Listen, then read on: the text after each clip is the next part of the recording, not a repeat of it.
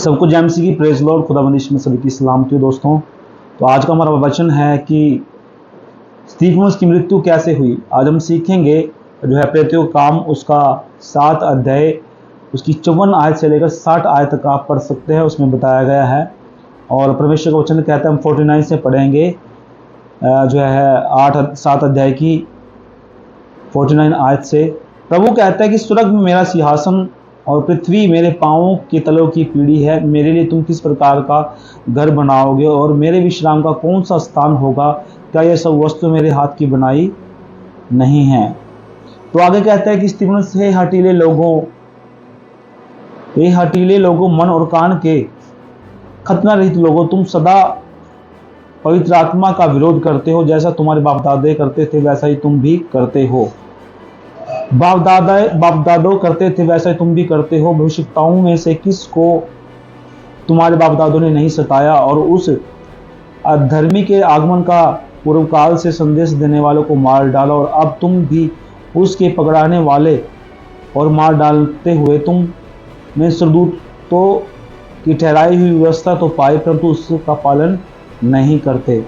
तो दोस्तों, यहाँ परमेश्वर का वचन हमें कहता है कि स्तिफनुस यहाँ कहता है कि हे मन के हठीले लोगों, जो है तुम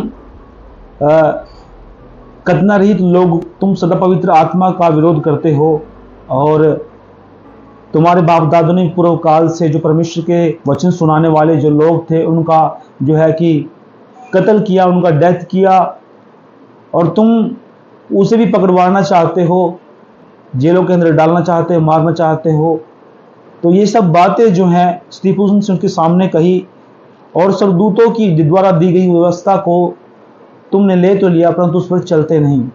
यह बातें सुनकर वो क्या कि जल गए, और जब जल गए तो सारे के सारे इकट्ठे होकर दांत पीसने लगे, परंतु उससे पवित्र आत्मा से परिपूर्ण होकर स्वर्ग की ओर देखा। स्तिफनुस ने पवित्र आत्मा से परिपूर्ण होकर स्वर्ग की ओर देखा और परमेश्वर को दाईं और जो है खड़े हुए देखा, और उनसे कहा कि देखो मैं स्वर्ग को खुला हुआ देखता हूं, परमेश्वर यीशु मसीह को परमेश्वर यहोवा के दाईं ओर खड़े देख रहा हूं। और इस तरीके से उसने कहा और देखकर कहा कि यह जो मैं बोल रहा हूं मैं सच बोल रहा हूं। और दाहिने हुए खड़ा हुआ किसको देखा? यीशु मसीह को देखा। तब उन्होंने बड़े शब्द से चिल्लाकर कान को जो है कि कान को बंद कर लिए और उस पर सारे झपट गए। और जब झपट गए तो उसने पत्थरों से उसको मारा और मारते रहे।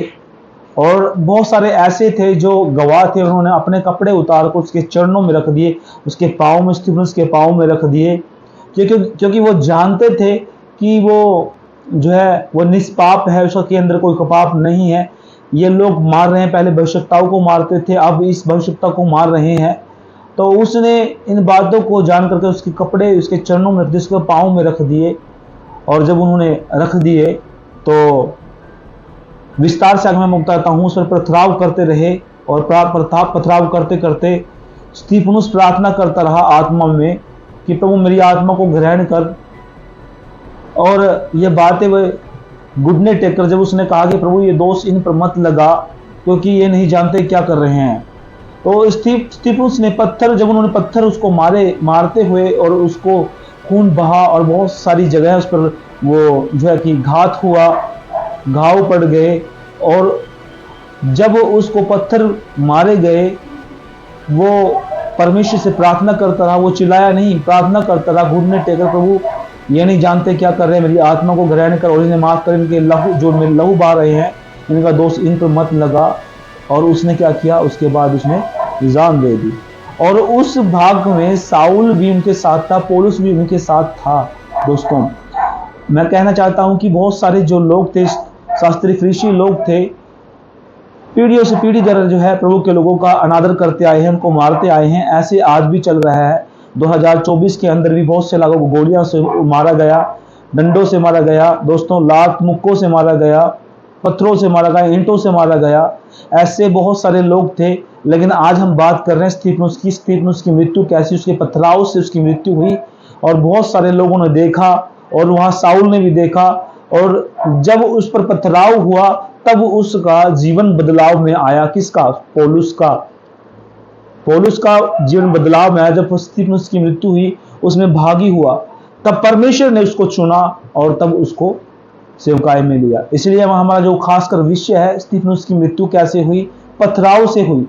उन लोगों ने पथराव किया, वो जल गए, और जलने के कारण जब उनको ये बातें हजम नहीं हुई, तब उसने पत्थर मार मार करके जो उसको मार दिया।